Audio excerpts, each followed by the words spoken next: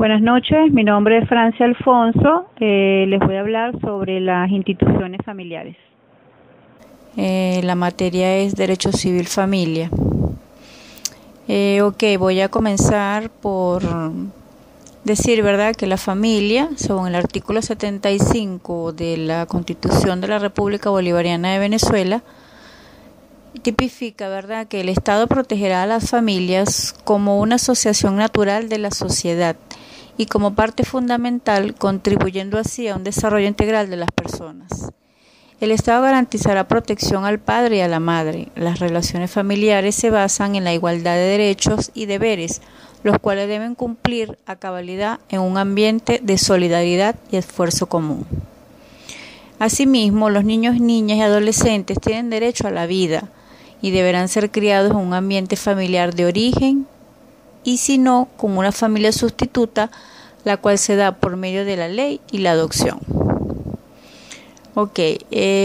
Ahora bien, la familia origen es la integrada por el padre y la madre o por uno de ellos y sus descendientes, ascendientes colaterales hasta el 4º grado de consanguinidad. Esto tipificado en la LONNA en el artículo 345. La patria potestad se define como el conjunto de deberes y derechos que el padre y la madre tienen para con los hijos menores de edad, teniendo por finalidad el cuidado, desarrollo y educación integral de los hijos. Esto tipificado en la LONNA en el artículo 347. Ahora bien, la patria potestad contiene la responsabilidad de crianza, la representación y la administración de bienes de los hijos, artículo 348 de la LONNA. La titularidad y ejercicio de la patria potestad le corresponde al padre y a la madre y la misma se ejerce de manera conjunta, fundamentada en el interés y beneficio de los hijos. Esto está tipificado en la LONNA en el artículo 349. Ahora vamos con la titularidad fuera del matrimonio y de las uniones estables de hecho. La patria potestad corresponde al padre y la madre en caso de que los hijos comunes nazcan fuera del matrimonio o de las uniones estables de hecho, que cumplan con lo establecido en la ley. Esto está tipificado en la LONNA en el artículo 350. En las medidas en caso de divorcio, separación de cuerpos y nulidad del matrimonio, el juez deberá dictar una serie de medidas provisionales en cuanto se refiere a patria potestad y a su contenido, y lo concerniente a custodia, régimen de convivencia familiar y la obligación de manutención que deben tener los padres con los hijos. En el caso de que se solicite el divorcio exponiendo separación continua de la vida en común, o sea que los cónyuges hayan permanecido separados por más de 5 años, deben exponer cuál de ellos ha ejercido la guardia de los hijos durante ese tiempo de separación, y así como la forma en que se viene ejecutando el régimen de visitas y la prestación de la obligación alimentaria. Todo lo cual debe ser tomado en cuenta por el juez a los fines consiguientes. De declararse el divorcio por prostitución al otro cónyuge o a sus hijos, adicción alcohólica o a otros estupefacientes, por lo tanto, la ley priva del derecho a la patria potestad a alguno que haya incurrido en estos hechos. Esto tipificado en la LONNA en el artículo 351. Ahora bien, la extinción de la patria potestad está tipificada en la LONNA en el artículo 356. Cuando cumplen la mayoría de edad, por emancipación del hijo o de la hija, muerte de la madre, del padre o ambos, por lo estipulado en el artículo 352 de la LONNA, por consentimiento legal para la adopción del hijo o la hija, con excepción de la adopción de hijo o por el otro cónyuge.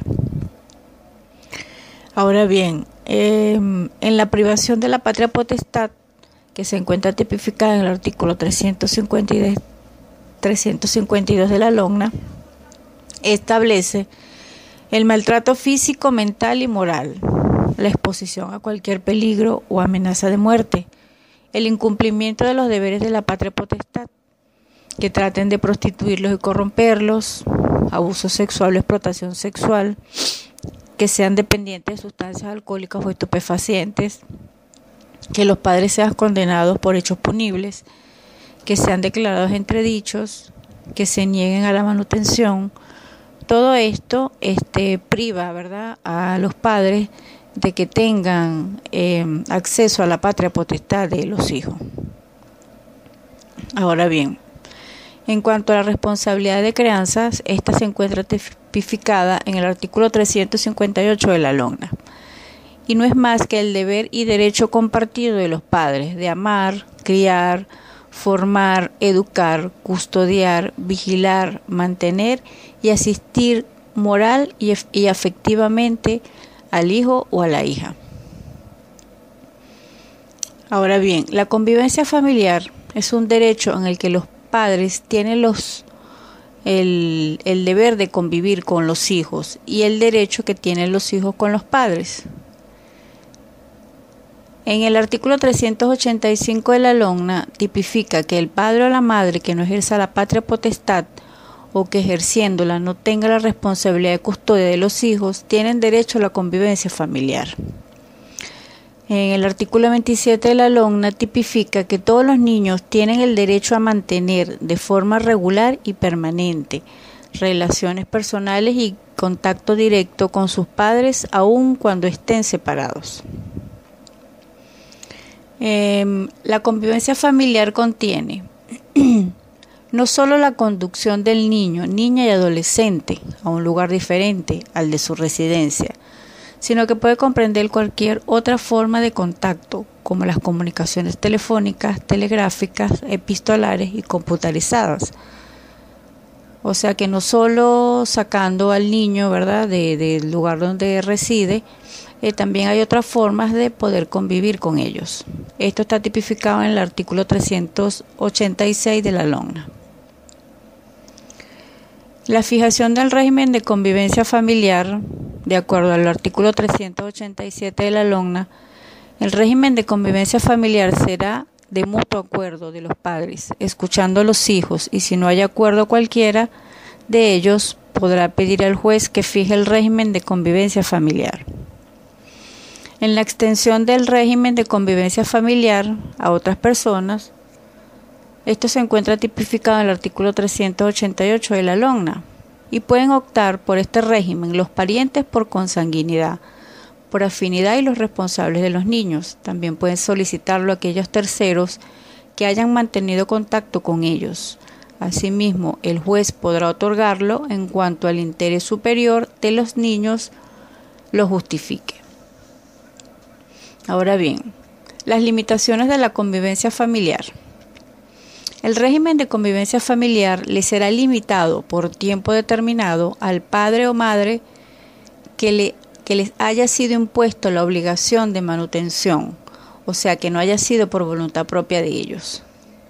Esto está tipificado en el artículo 389 de la LOGNA. El incumplimiento de la convivencia familiar. A los padres que ejerzan la custodia e incumplan con el régimen de convivencia familiar, podrán ser privados de la custodia que tengan con sus hijos. Ahora bien, vamos a hablar sobre la guarda y custodia. Según el artículo 359 de la LOGNA, el padre y la madre que ejerzan la patria potestad de los niños tienen el deber compartido e irrenunciable de criar a sus hijos y son responsables civil, administrativa y penalmente por su inadecuado cumplimiento. En cuanto a la retención del niño o niña, los padres que hayan sustraído o retenido a un hijo o a cuya custodia haya sido otorgada al otro o a un tercero debe ser intimidado judicialmente y éste deberá responder por todos los daños y perjuicios que haya ocasionado al hijo. Esto tipificado en el artículo 390 de la LOGNA. Ahora bien, en cuanto a las autorizaciones para viajar, cuando se trate de viajes dentro del país, la LOGNA permite viajar a los niños con y su padre, madre o responsables, pero para viajar solos o acompañados de terceras personas deben tener una autorización de uno de los padres por la LONNA, la jefatura civil o mediante un documento autenticado. Si es fuera del país pueden viajar con sus padres, pero si es con uno solo de ellos debe poseer una autorización con un documento autenticado. Y si es con terceras personas, la autorización debe ser por la LONNA o un documento autenticado. Esto se encuentra tipificado en los artículos 391 y 392 de la LONNA.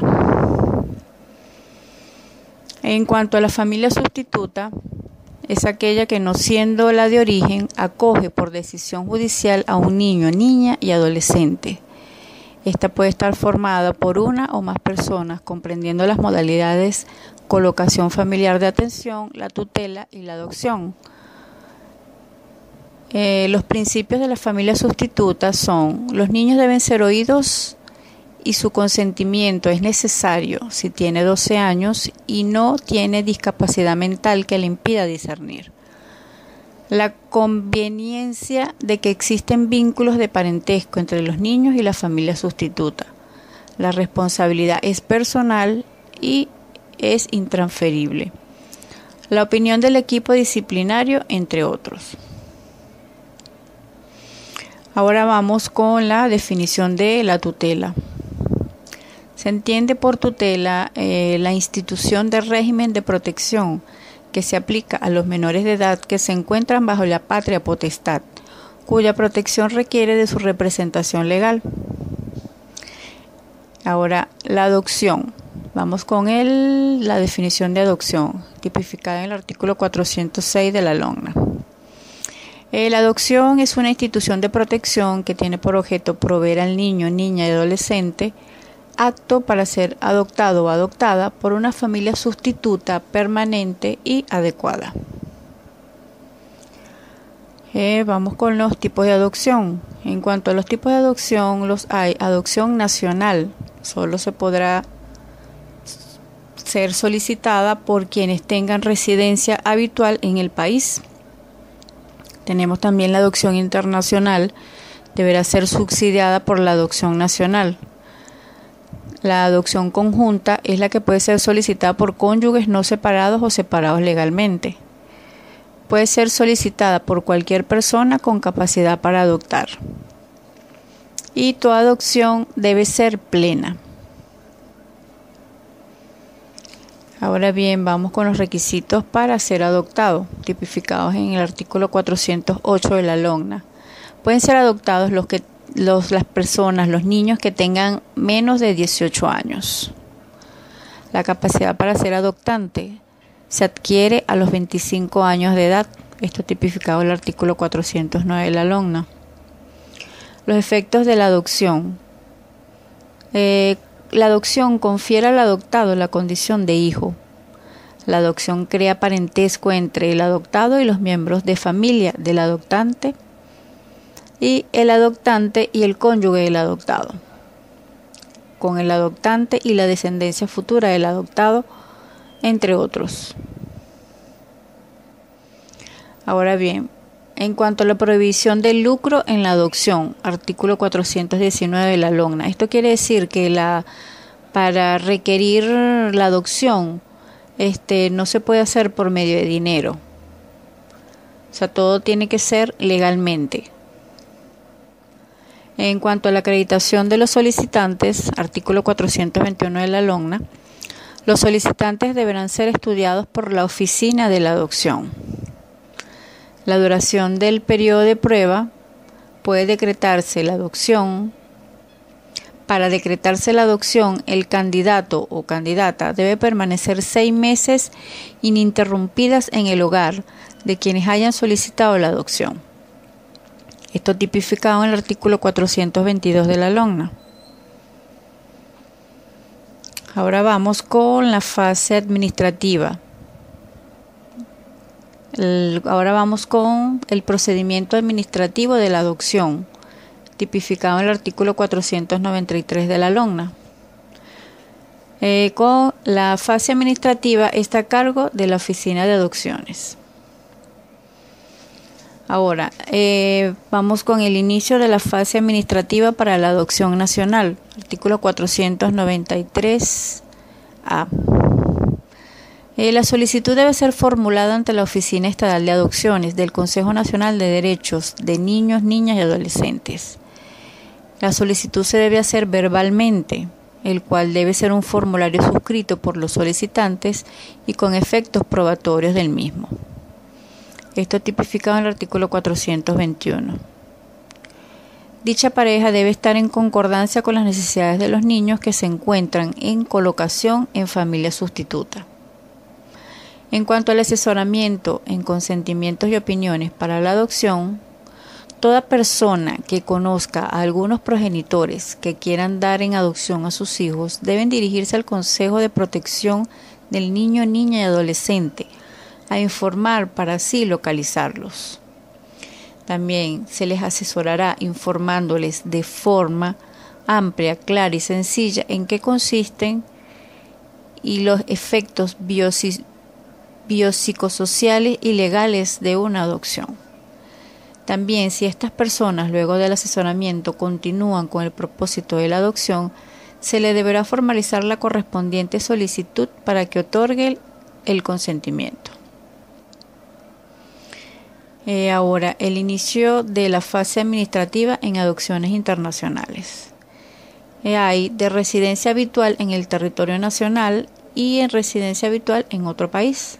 Con respecto a la residencia habitual en el territorio nacional, deben hacer una solicitud ante los representantes de los organismos públicos o de las instituciones debidamente autorizadas por las autoridades competentes del país de su residencia. En cuanto a la residencia habitual en otro país, se debe hacer mediante una solicitud suscrita por los solicitantes ante la Oficina Nacional de Adopciones del Consejo Nacional de Derecho de Niños, Niños y Adolescentes. Debe ser verbal y recogida por un funcionario de la oficina antes mencionada. En cuanto a los informes sobre niños, niñas y adolescentes, los responsables de programas de colocación en familia sustituta o entidad de atención deben suministrar a la correspondiente oficina de adopciones cada 3 meses un informe cualitativo y cuantitativo acerca de la situación de los niños, niñas y adolescentes que se encuentren en colocación en familias sustitutas. Esto está tipificado en el artículo 493D. En cuanto a los informes de adoptabilidad, tipificado en el artículo 493E, las oficinas de adopciones deben analizar los informes integrales, que son con carácter no vinculante. Deben ser elaborados por las entidades de atención en cumplimiento a lo previsto en los artículos 132 y literal del artículo 184 de la LOGNA. En cuanto a los informes de adoptabilidad, el juez o jueza de mediación y sustanciación deben dictar el auto donde determina la adoptabilidad legal o no de un niño, niña, adolescente, basándose en lo expuesto dentro informe de adoptabilidad elaborada por la Oficina Estatal de Adopciones. Ahora bien, en cuanto al emparentamiento, que es el artículo 493G, luego de determinada la condición y certificación de adoptabilidad, la oficina de adopción deberá hacer un emparentamiento técnico, seleccionando a 3 personas o parejas adecuadas para garantizar el derecho de cada niño, niña y adolescente a ser adoptado, por quien mejor se adecúe a sus necesidades. Hasta acá mi exposición. Buenas noches.